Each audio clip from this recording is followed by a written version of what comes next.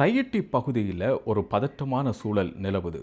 யாழ்ப்பாணம் வலி வடக்கு பிரதேச செயலாளர் பிரிவுக்குட்பட்ட இடம்தான் தையிட்டி.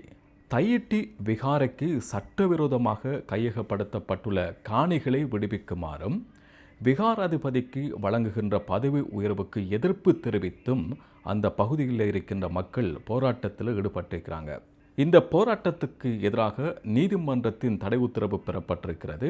இதில் பாராளுமன்ற உறுப்பினர்கள், அரசியல்வாதிகள் உட்பட 29 பேரின் பெயர்கள் குறிப்பிடப்பட்டு இதில் கலந்து கொள்ளக்கூடாது என்பதற்காக நீதிமன்ற தடை உத்தரவும் ஏற்கனவே போலீசாரினால் பெறப்பட்டிருக்கு.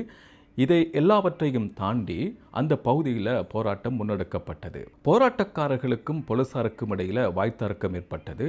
இது ஒரு அமைதியான போராட்டம். பொது அமைதிக்கு எந்த வகையிலும் குந்தகம் விளைவிக்கப்படவில்லை. விகாரைக்கு செல்லவோ விகாரைக்கு சேதத்தை கூட ஏற்படுத்தவில்லை. இப்படி இருக்கையில் விகாரைக்கு செல்லும் வீதியை அடாத்தாக ஏன் மறைத்து வைத்திருக்கிறீர்கள் அப்படி என்று போலீசாரிடம் ஆர்ப்பாட்டக்காரர்கள் கேட்டிருக்கிறாங்க. இதை அடுத்து வாய்த்தர்க்கம் ஏற்பட்டிருக்கிறது. அந்த பகுதியில் கலகமடுக்கும் போலீசார் உட்பட ஏராளமான போலீசார் குவிக்கப்பட்டிருக்கின்றனர். இந்த பதட்டமான சூழல் ஏற்பட்டதை அடுத்து வலி கிழக்கு பிரதேச சபையினுடைய தவிசாளர், வலி வடக்கு பிரதேச சபையினுடைய உறுப்பினர்கள் உட்பட சிவகுரு ஆதீன முதல்வர் உட்பட பலர் கைது செய்யப்பட்டிருக்கிறாங்க. இருந்தாலும் அந்த பகுதியில் தொடர்ச்சியாக போராட்டம் முன்னெடுக்கப்பட்டிருக்கு. இது சம்பந்தமாக உங்களுடைய கருத்து என்ன அப்படிங்கிறத கமெண்ட்ஸ் பாக்ஸில் சொல்லுங்கள்.